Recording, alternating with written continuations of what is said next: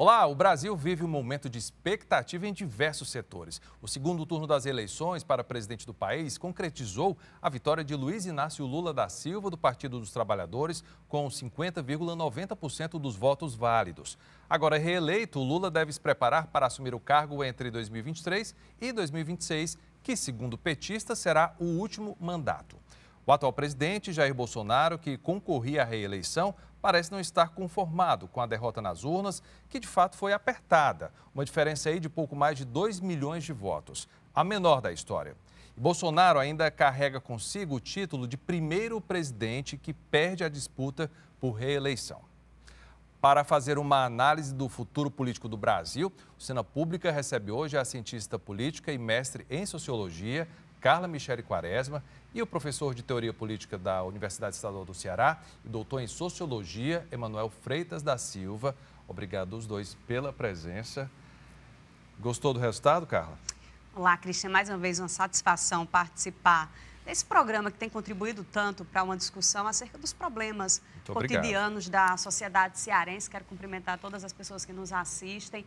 Acho que era um resultado já previsto pelo que as pesquisas indicavam, né, no segundo turno, que seria uma eleição mais apertada, que muito provavelmente haveria essa diminuição de uma diferença entre o presidente Bolsonaro e o ex-presidente Lula. Então, acho que estava dentro daquilo previsto, né? Claro que tem todas as intercorrências durante esse processo em que o eleitor vai se deslocando até as urnas, né? Isso gerou, inclusive, um debate muito grande acerca de, mais uma vez, uma instrumentalização dos braços do Estado, né, para impedir o eleitor.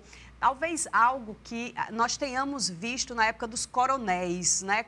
Nem é da nossa época, deixar isso Cabresto, claro aqui. Que não é da nossa época. A gente sabe pela com história. Com o Cabresto ali manipulando a intenção do eleitor, né? Algo muito semelhante a isso, né? E aí nós percebemos, né, o quanto o Estado brasileiro ainda é refém de interesses privatistas, de indivíduos que estão no poder e acham que são os donos do poder. Então, tivemos esse problema aí durante o dia da eleição. Você fala com relação à ação da Polícia Rodoviária Federal, né, interceptando ônibus, assim, uma ação estranha, né, e que exigiu aí uma intervenção por parte do Supremo, que deve continuar muito vigilante, né? Nós temos 2 meses ainda de período de transição e, obviamente, que a história deve nos ensinar, né? O que ocorreu, por exemplo, nos Estados Unidos, ocorreu exatamente 2 meses após o resultado eleitoral, né? Quando os seguidores ali de Donald Trump invadiram o Capitólio, né? Numa manifestação clara de não aceitação das regras democráticas. E então, a gente sabe que o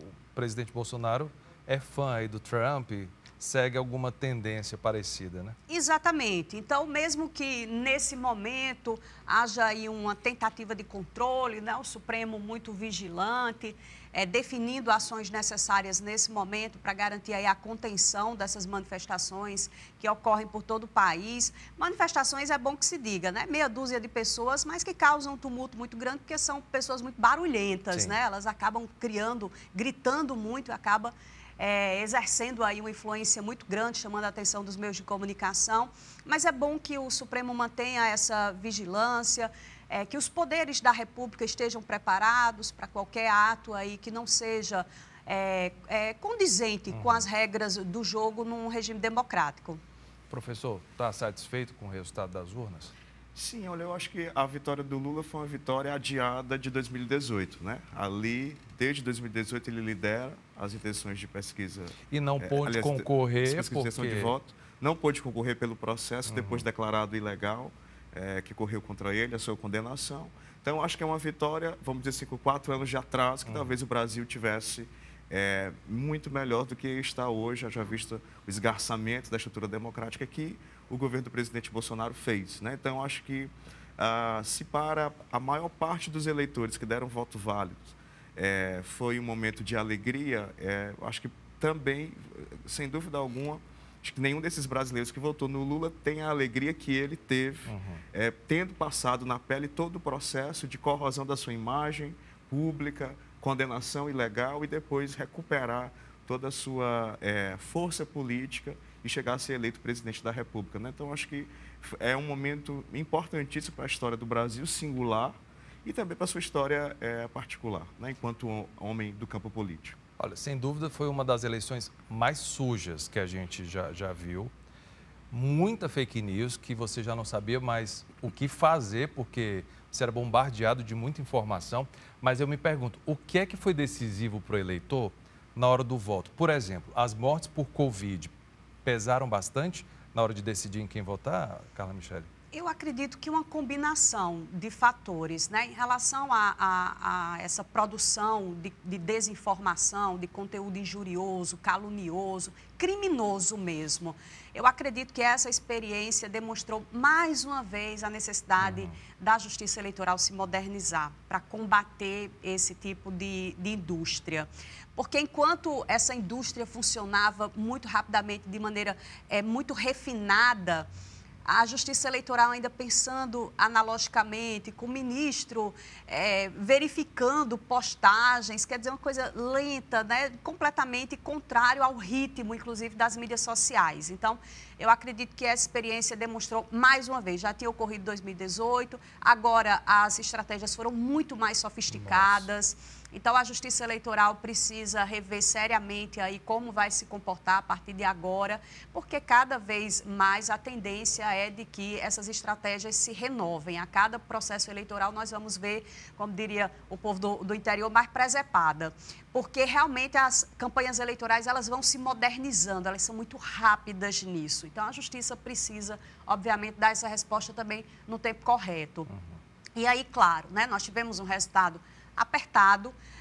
No primeiro turno, havia uma distância um pouco maior entre esses dois candidatos e houve uma corrida. Os candidatos, eles concentraram seus esforços numa região que é a região mais importante do ponto de vista eleitoral, a região sudeste do país. E talvez as estratégias do presidente Bolsonaro tenham sido mais eficientes nesse sentido, porque ele acabou diminuindo a distância, por exemplo, em Minas Gerais, que nós, inclusive, falamos sobre isso no programa, quando finalizamos o primeiro turno, tivemos a oportunidade de debater o que aconteceu no primeiro turno, nós falamos sobre essa busca pelo eleitor mineiro, de um apoio importante que ele recebeu nesse segundo turno. Mas o Lula ainda passou o Bolsonaro. Uma diferença pequenininha, parecida com a diferença do Brasil, percentualmente parecida com a diferença nacional. Então, ele diminuiu essa distância em Minas Gerais, muito provavelmente por influência do governador Zema, né, que demonstrou essa necessidade de ter um presidente mais alinhado com o seu projeto político, e esse candidato era o presidente Bolsonaro. Então, houve essa diminuição. Mas essa tentativa também de buscar eleitores de outros segmentos. Eu acredito que a campanha do ex-presidente Lula tenha começado aí de uma maneira muito equivocada. Entrou na pauta de costumes, foi atrás de apoio em grupos religiosos. E Bolsonaro, nesse campo, é quem manda, né? É quem realmente tem o domínio, conhece muito bem quais são as dores desse público, né? Tem muitos aliados na igreja. Sabe falar para essas pessoas, para criar um conforto para essas pessoas, né? Então, eu acho que a campanha começou muito mal, assim, naquilo que não é a área dele, essa é a área dele. Mas aí, no segundo momento, ele recuperou essa capacidade de definir a agenda, né? Definir a pauta da campanha, voltando para essas questões, que são as questões importantes para o povo brasileiro e que dizem respeito a uma situação de inflação, de desemprego, de precarização do trabalho. Então, quando ele retoma essa discussão, as pessoas fazem um comparativo. E né? ele tem o suporte para falar do momento que ele governou, né? Onde fica mais confortável, porque as pessoas comparam, né? Elas pensam assim, poxa, minha vida, na época do governo do ex-presidente Lula, era diferente do que é hoje. Eu tinha um salário fortalecido, eu estava melhor empregado, eu estava podendo comprar bens de consumo durável, tinha capacidade de endividamento, e eu perdi essa condição. Então, as pessoas fazem esse comparativo e no campo da economia ele está mais confortável. Então, no primeiro momento, a gente até achou que a campanha estava desandando, mas aí ele conseguiu, a partir da segunda semana de campanha, já começar a rever, não entrar muito no jogo do outro, né? E a terceira semana de campanha, eu acho que foi a grande guinada, assim, que fez com que ele retomasse o protagonismo do debate político, discutindo essas questões econômicas. Mas é importante, né, que nós tenhamos em mente que foi uma campanha pouco propositiva, né? Os candidatos não apresentaram realmente propostas concretas de intervenção na sociedade para a resolução desses graves problemas, porque foi uma campanha muito baseada na desinformação, né? Na propaganda negativa, isso que nós achávamos também que não funcionava mais em campanhas eleitorais, porque o eleitor está mais esperto, né? Ele percebe que aquela denúncia, aquela acusação é somente para fins eleitorais e que, passada a eleição, eles até se juntam, né? Até sobem no mesmo palanque. Verdade. Mas nós vimos aí uma retomada muito forte dessa propaganda negativa para desconstrução mesmo do oponente. Então, acho que teve alguma coisa nessa campanha aí que foi realmente... levou a campanha a um estágio mais primitivo de campanhas eleitorais. E a gente viu isso nos debates também, né? Sim. Coisa pegando fogo. Se for pegar essa última semana de campanha, teve tiro no pé por parte da equipe do Bolsonaro também.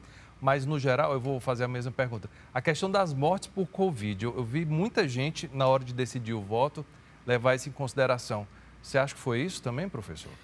Olha, me parece que tivesse sido, foi em número menor do que se esperava, Sim. né? Eu acho que, apesar de tudo que fez durante a pandemia, o presidente ter metade dos eleitores que deram voto válido no segundo turno, eu acho que mostra uma gravidade do estágio em que anda o nosso pacto civilizatório enquanto sociedade, né? Se você pensar, o Bolsonaro cresceu 5 milhões de votos, eu acho, de um turno para o outro, o Lula cresceu apenas 2, né? Então, mesmo com os 4 anos de governo Bolsonaro frescos na memória, me parece que ele ainda aglutinou o sentimento anti-Lula, ainda foi mais forte do que o sentimento anti-Bolsonaro, mesmo com a gestão desastrosa da pandemia, né? Preocupante. Inclusive, ele se retratou pelos palavrões que falou durante o governo, mas não se retratou sobre as coisas da pandemia. Em nenhum momento. Continuou falando de vacinas, etc. Então, acho que não houve...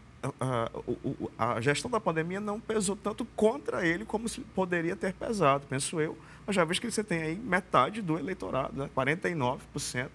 É muita coisa, apesar de tudo que fez e não fez durante a pandemia.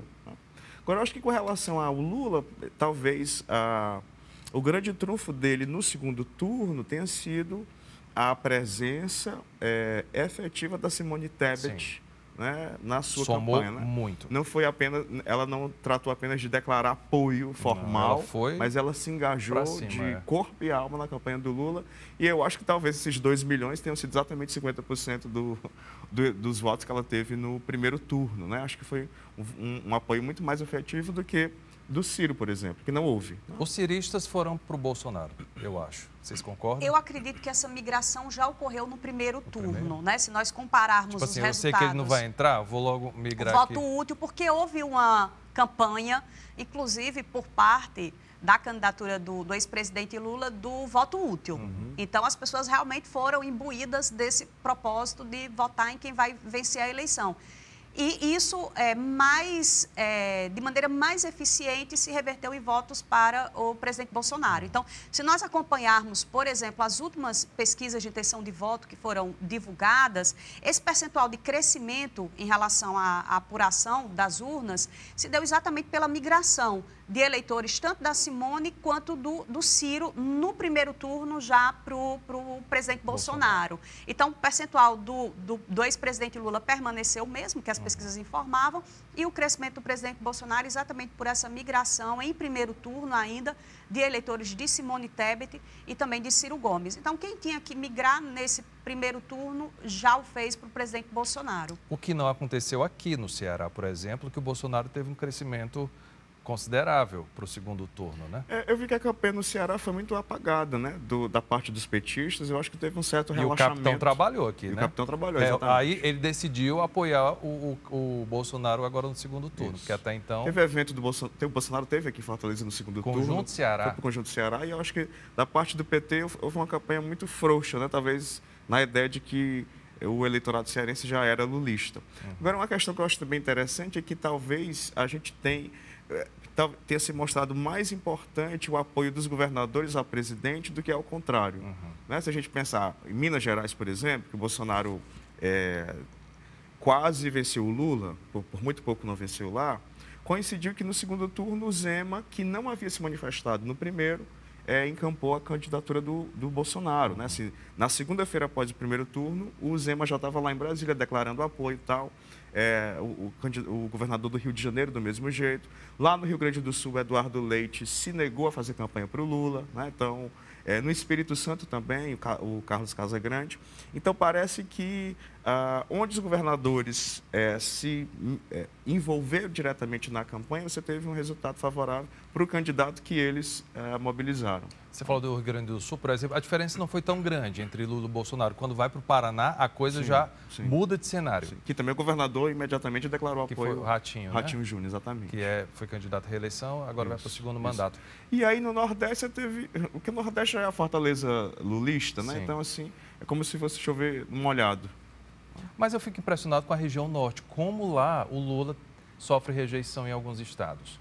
Inclusive estados que já foram governados pelo PT, como o Eu Acre. não consegui entender isso. E o Amazonas, onde por isso que, voltando à questão da pandemia, o Amazonas foi o estado que mais sofreu com a pandemia. Todo mundo se mobilizou para ajudar o Amazonas. E reelegeu o governador, que estava na gestão da pandemia. Contra o Eduardo Braga, que já foi governador, está e que estava na CPI da Covid. Né? Sim. Tem uma questão ambiental muito forte na região norte. Como é que você explica para uma pessoa que depende da exploração da floresta, da exploração acentuada, né, destrutiva? Legalizada, como eles falam, que não é.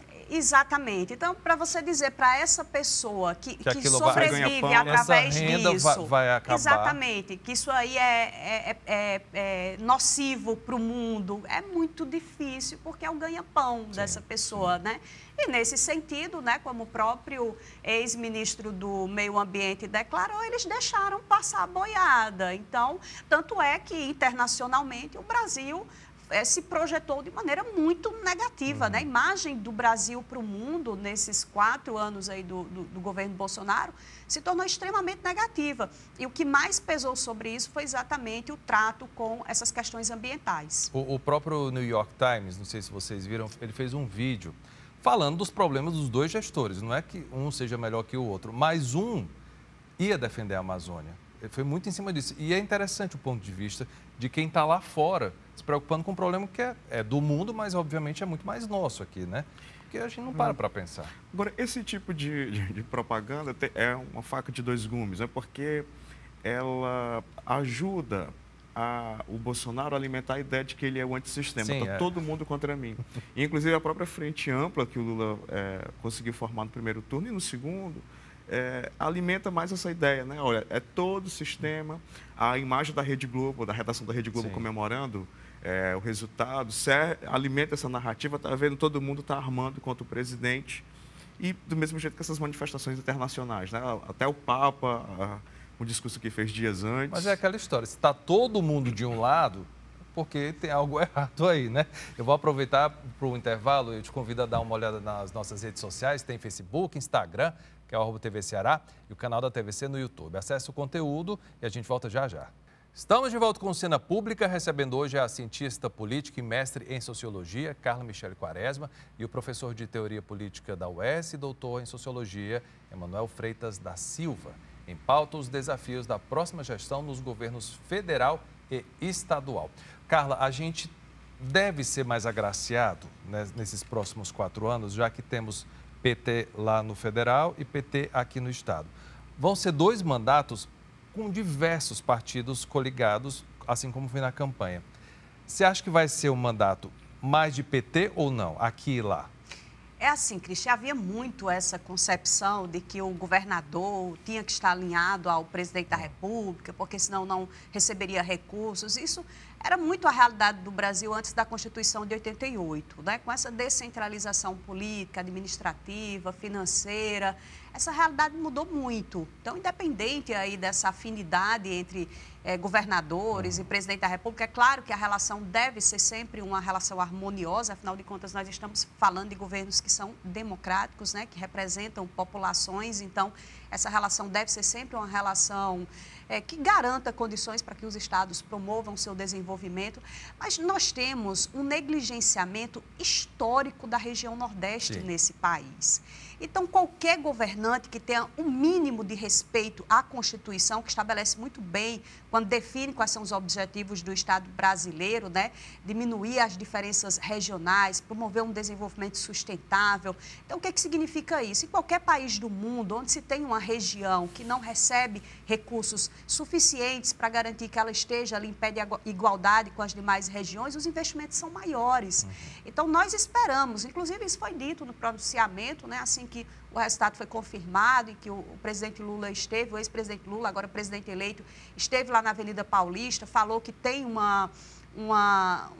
tem um respeito muito grande pela região Nordeste e deve realmente essa vitória eleitoral, porque a diferença foi aqui no Nordeste, né? O Nordeste definiu esse pleito.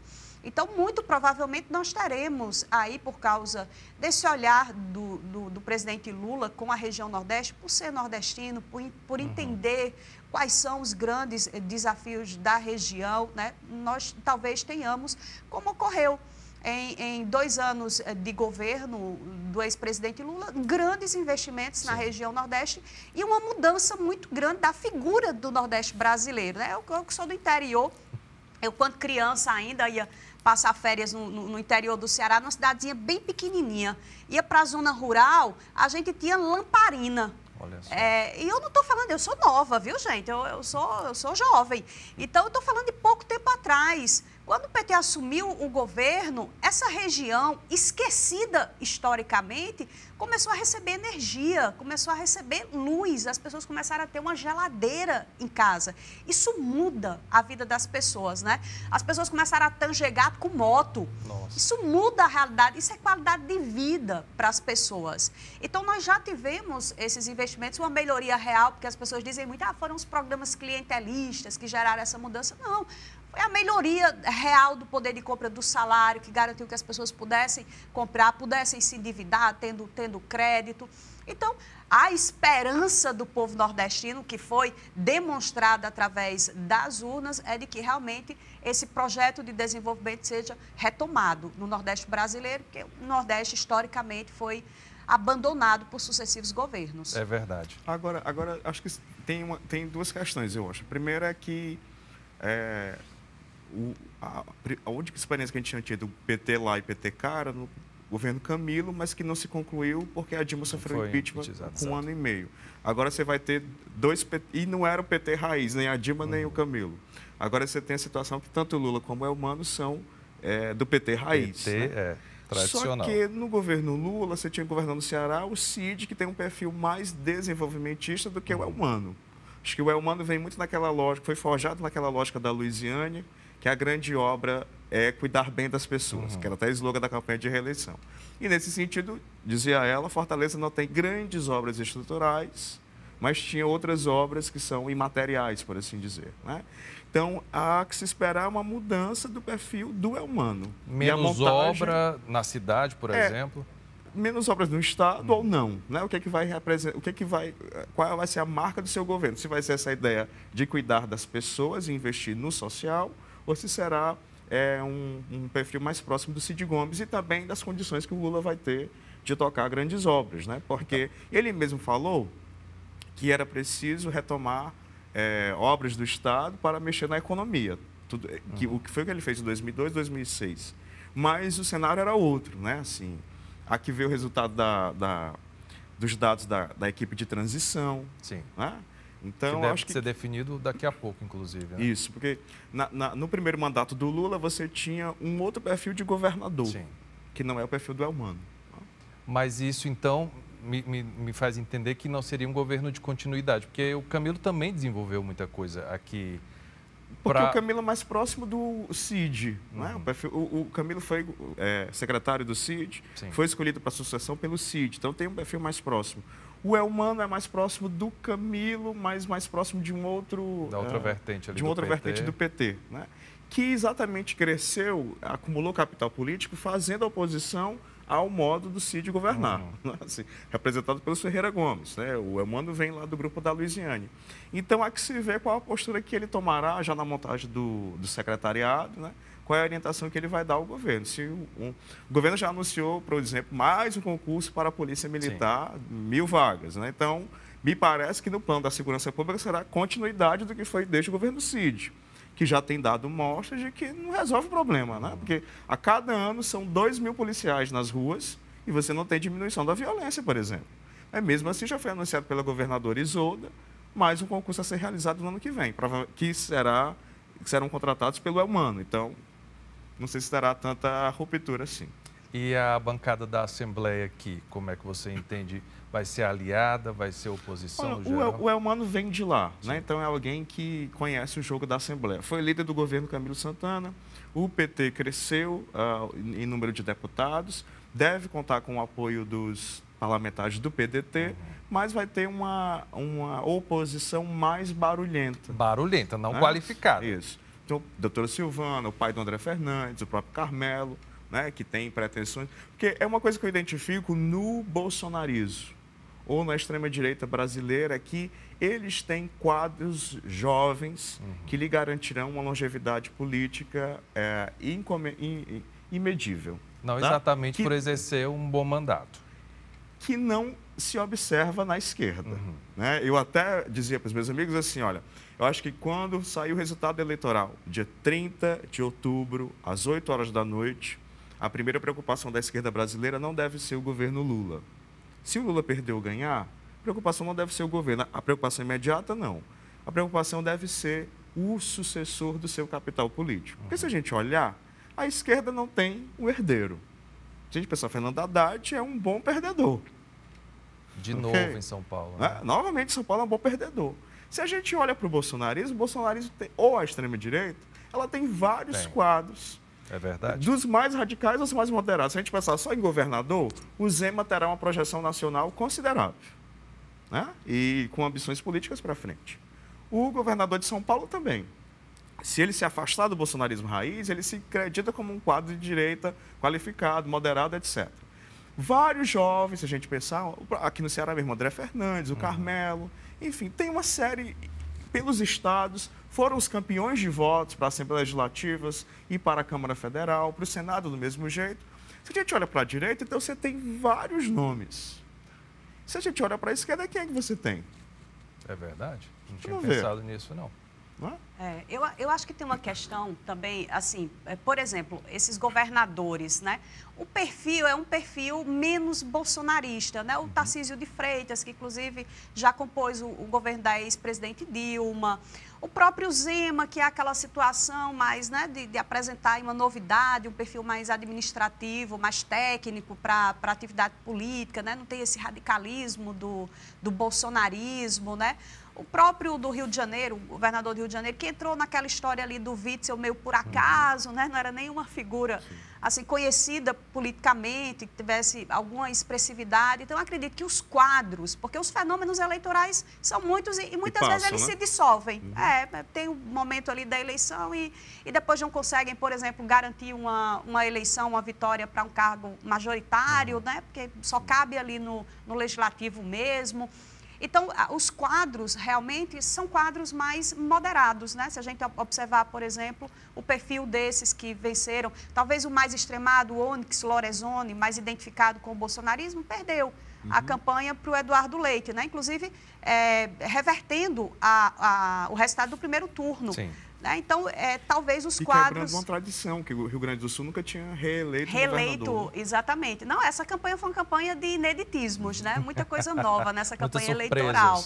Né? Então, eu acredito, assim, que a tendência é de que essas figuras, que realmente são quadros políticos relevantes, caminhem mais para esse discurso de centro-direita, né? Se aproximando mais aí do que seria um PSDB, essa coisa meio um discurso liberal, mas com uma sensibilidade social. Então, talvez seja mais isso, que é meio o que o povo brasileiro tem necessidade. Assim, a orfandade do povo brasileiro está muito mais nesse centro-direita, né, do que propriamente nesse radicalismo, né, aí do bolsonarismo. E retomando o que era a agenda da direita antes do Bolsonaro aparecer, né, que era a agenda do PSDB, essa coisa mais limpa, vamos dizer assim. Né? Exatamente. E sem uma rejeição tão declarada, né? Sempre acabavam conversando para o bem coletivo. O que deve acontecer, se Deus quiser, a partir do ano que vem também, né? Porque tudo depende, por exemplo, de como é que o Bolsonaro está lidando com essa derrota, que a gente ainda não sabe. Sim. Isso deve também desenhar aí muita coisa para o ano que vem ou não? Eu acredito que sim. Nós poderíamos avaliar esse comportamento do presidente. Quem é mãe sabe o comportamento da criança quando está chateada porque teve alguma frustração, né? Quando pediu alguma coisa e não teve, a criança cruza o braço assim, fica com aquela lágrima no olho assim. A gente poderia dizer que é simplesmente imaturidade, né? Mas eu acho que se tratando desse projeto político, tem alguma coisa maior, assim, orquestrada, planejada. Talvez essa necessidade de perceber como a sociedade brasileira vai se comportando, né, principalmente ao longo dessa semana, qual vai ser a reação daquele grupo mais, o secto, né, aquele grupo mais fervoroso. Então, talvez seja muito mais essa necessidade aí de avaliar, sentir, ter um termômetro do que vai acontecer para finalmente se posicionar. Mas é algo realmente, no mínimo, que demonstra a incompreensão do que seja a figura de um Estado, numa república, num país como o Brasil, um país que se pretende respeitado no mundo todo, em que a sua principal liderança política, aquele que representa o poder político, já deveria ter se manifestado no primeiro momento. A primeira ligação que o presidente eleito, Lula, deveria ter recebido é exatamente do presidente Bolsonaro. Tradicional, né? Isso. É exatamente isso que se espera de um chefe de Estado. Mas em se tratando do presidente Bolsonaro, que respeita pouco, né, aí a liturgia do cargo, e talvez isso esteja mais relacionado a essa necessidade aí de montar a estratégia para esse período de transição. Na verdade, revela a incompatibilidade dele com tudo que é democracia, né? Então, ele passou 4 anos desrespeitando toda e qualquer regra democrática e quem foi um mau gestor também é um mau perdedor. Né? E agora, é interessante que se a gente observar salvo engano, não sei se foi o Serra em 2010 ou o Aécio em 2014, que não ligou para a Dilma. Não estou lembrado de qual dos dois fez isso. Mas eu lembro que em 2014 tinha a tradição de ligar, né, para o vencedor, e tinha a tradição também de o perdedor fazer o discurso antes do ganhador fazê-lo. E em 2014, o Aécio esperou a Dilma fazer para depois fazê-lo. E é interessante porque a eleição de 2014 foi a que começou essa radicalização cujas consequências a gente assiste até hoje. Né? Então, também não houve... em 2018, o Haddad falou antes do Bolsonaro, né? Mas, enfim, tudo começou ali naquela eleição de 2014. Esses movimentos que a gente tem acompanhado desde que houve a decisão nas urnas, por exemplo, as pessoas estão indo para a frente de órgãos do Exército, pedindo intervenção militar, os caminhoneiros pararam aí, pelo menos, vou chutar aqui, 20 estados, o acesso a cidades, em protesto pelo que foi defendido na urna. O que é que isso quer dizer, professor?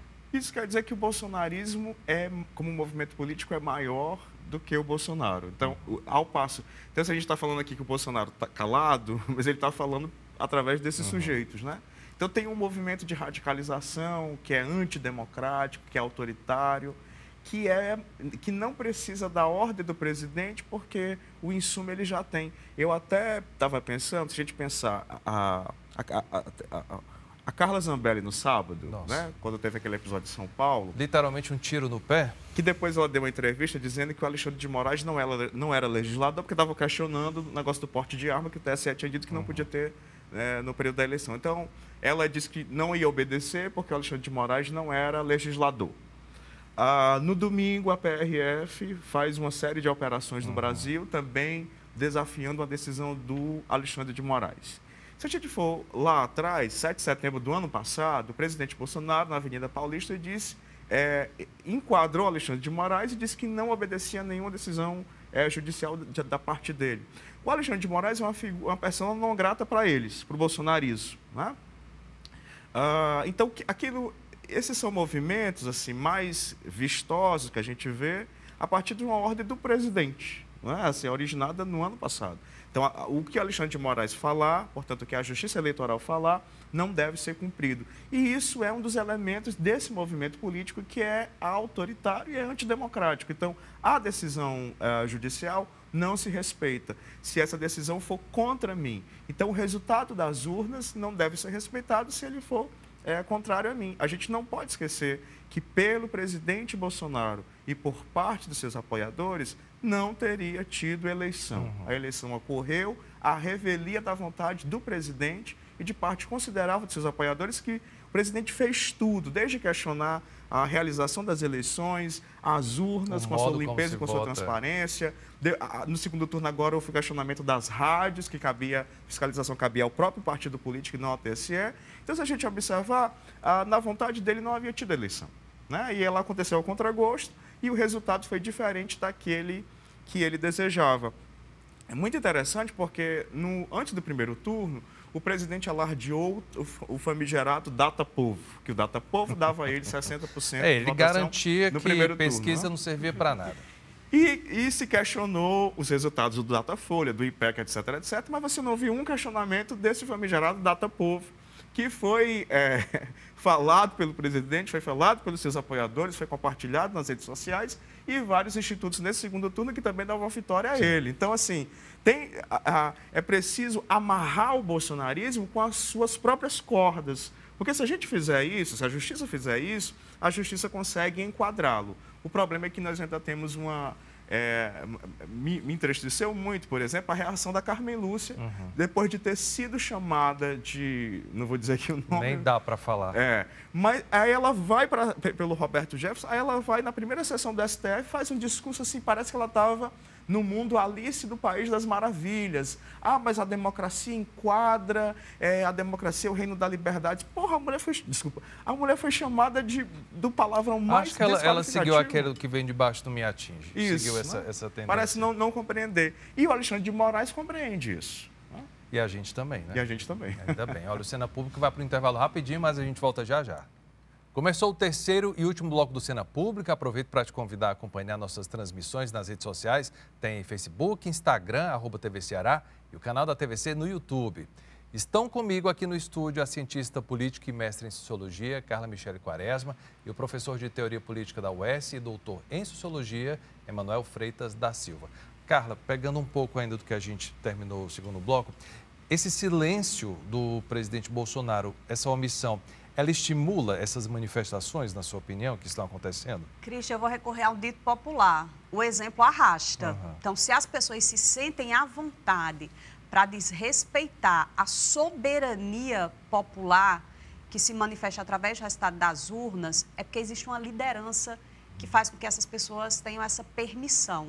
Então, o presidente Bolsonaro, nesse momento, né, quem deve conter essas manifestações, inclusive para garantir que essa transição não coloque historicamente numa posição, porque essa história vai ser contada.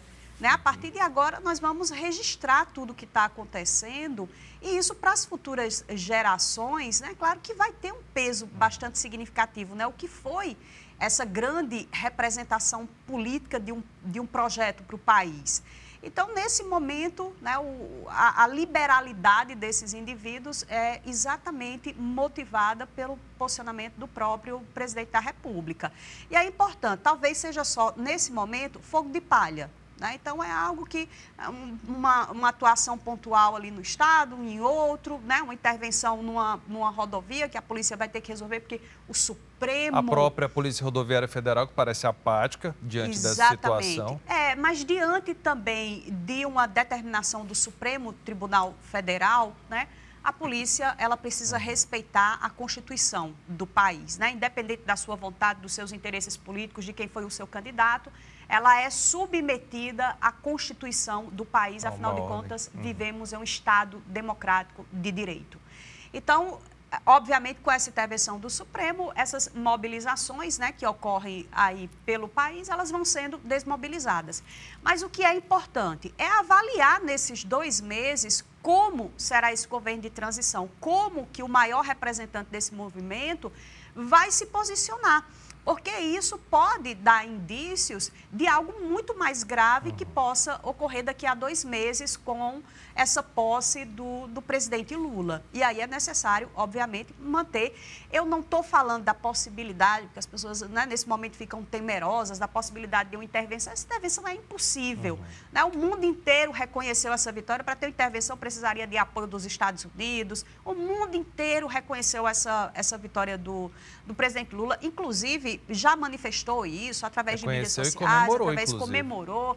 Exatamente. Então, É importante que a Justiça esteja muito atenta, que o Supremo esteja muito atento, que o Congresso Nacional esteja muito atento, inclusive porque houve também por parte do Congresso Nacional esse reconhecimento, tanto o presidente da Câmara dos Deputados, o deputado Arthur Lira, como o presidente do Congresso, do Senado Federal, Rodrigo Pacheco, também já manifestaram, né, esse reconhecimento. O próprio vice-presidente. Vice-presidente que ligou para agora o vice-presidente eleito. O Geraldo Alckmin. É assim que se age, né? Do ponto de vista democrático, alguém perde a eleição. E quem perdeu, olha, quem está comemorando hoje, há 4 anos atrás, estava lamentando. Sim. Então, é rever aí o que deu errado, o que foi feito, que desagradou profundamente o povo brasileiro e que precisa ser repensado do ponto de vista estratégico para daqui a 2 anos ter eleição novamente. E esse é o processo regular. É assim que a gente vai garantindo civilidade dentro do processo democrático. Verdade. A gente contextualizou aqui o Elmano com relação à Assembleia e aí vem a grande pergunta. O presidente Lula com relação a Senado e Câmara. Vai ser mesmo complicado, na sua opinião?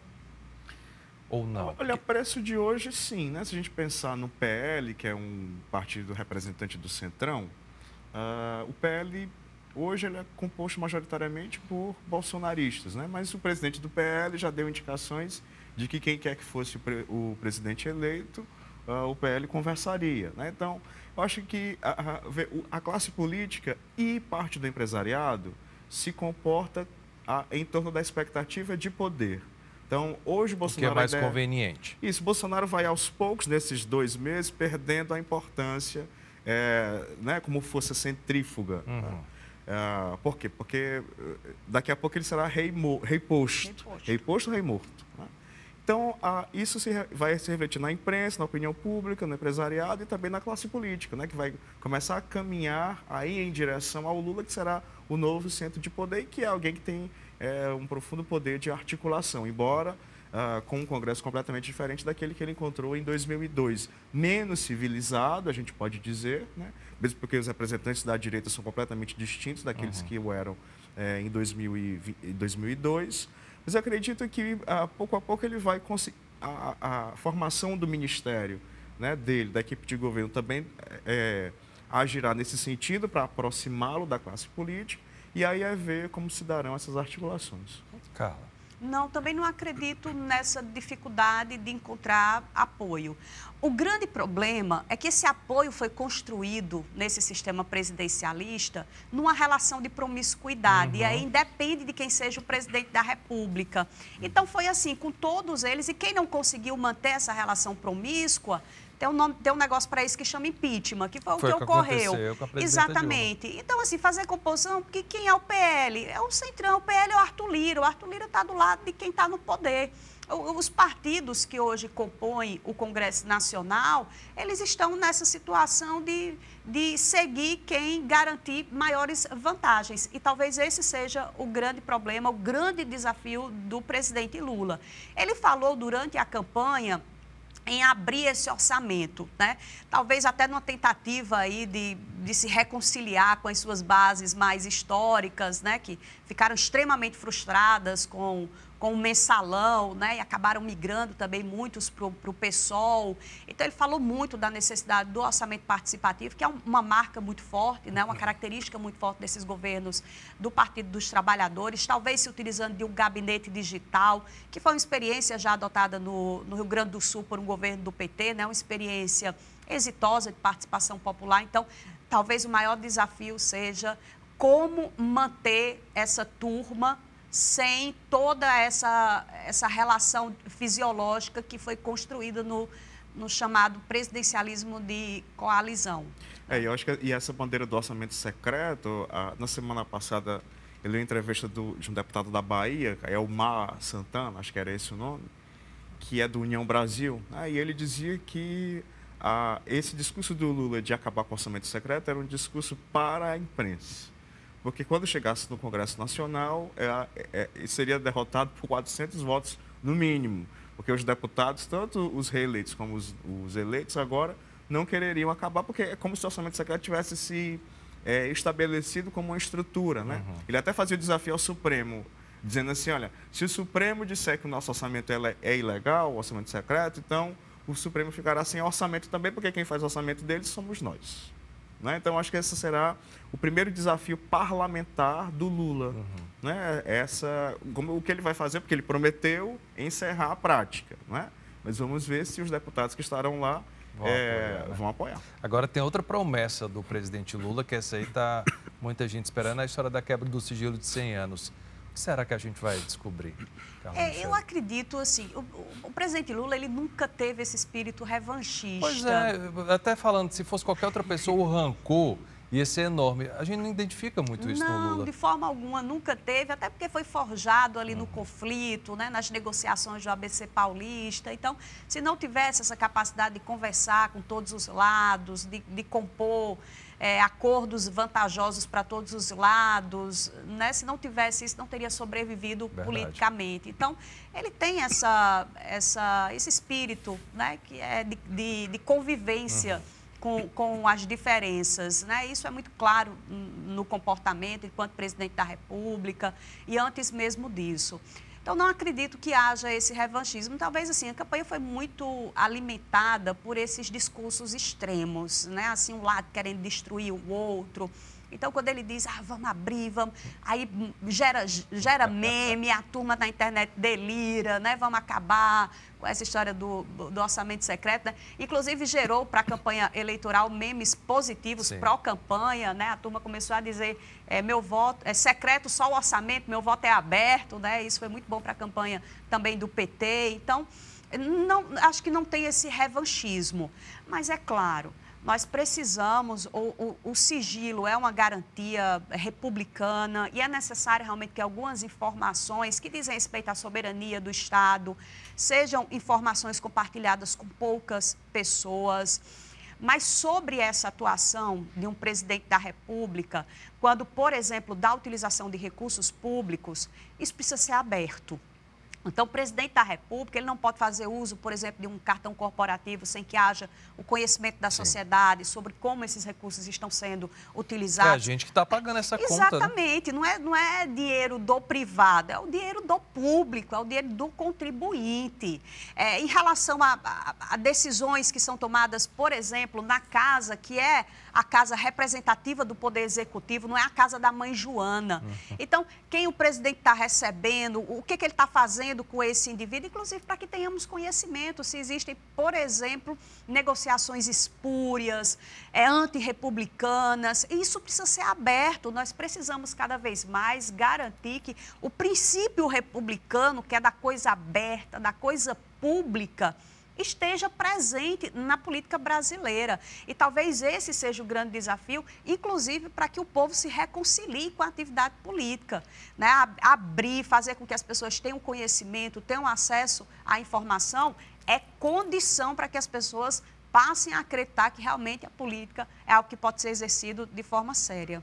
Professor, e nesse primeiro momento, muito trabalho para o presidente Lula. Como é que o senhor avalia aí que vai ser o primeiro mês de mandato? Eu acho que antes disso, a montagem do governo, dos ministérios, vai exigir um grande trabalho de sedimentar a ampla aliança que colocou na vitória, no segundo turno na vitória.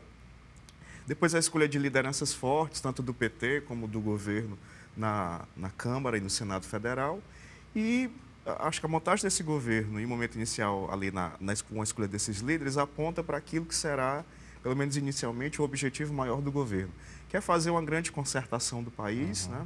Que aí já vai ser muito trabalho, né? Aglutinando forças políticas e forças também da sociedade, como o próprio mercado, em torno dele, em torno do projeto que ele tentou, que se saiu vencedor e que ele tentará implantar pelos próximos 4 anos. Eu vou citar aqui 2 nomes fortes que vão estar ali pertinho dele, que poderiam ser aproveitados, Cid Gomes e Camilo Santana, né? Seriam 2 nomes a se pensar para compor essa equipe também. Acredito que tem muito a acrescentar. Inclusive, dessa questão da herança do PT, eu acho que o Camilo pode ser um nome forte para daqui a 4 anos entrar nessa disputa para a presidência. Posso estar sendo aqui um pouco sonhador demais, mas não vejo. Mas, ao mesmo tempo, o Lula precisará, porque ele vai encontrar um Senado um tanto quanto hostil. Então, ele precisa de nomes fortes para defender o governo lá. E a saída do Camilo e do Cid talvez dê esse desfalque, né? É eu acho que ele precisa olhar também para a manutenção de... Já que o bolsonarismo vai ter nomes fortes e barulhentos, como na Assembleia, também no Senado Federal. Então, precisa contar com nomes de expressão para defendê-lo. E com no força Senado, né? na voz também para Exato. silenciar esse barulho aí. Olha, o Cena Pública vai ficando por aqui. Quero agradecer mais uma vez as presenças da Carla Michele Quaresma, ela é cientista política e mestre em Sociologia, e também do Emanuel Freitas da Silva, professor de Teoria Política da Universidade Estadual do Ceará e doutor em Sociologia. Quem quiser rever o programa pode acessar o canal da TVC no YouTube e conferir o horário alternativo, que é no domingo, aqui no Canal 5, às 4 da tarde. Muito obrigado pela companhia, a gente se vê na próxima semana. Até lá!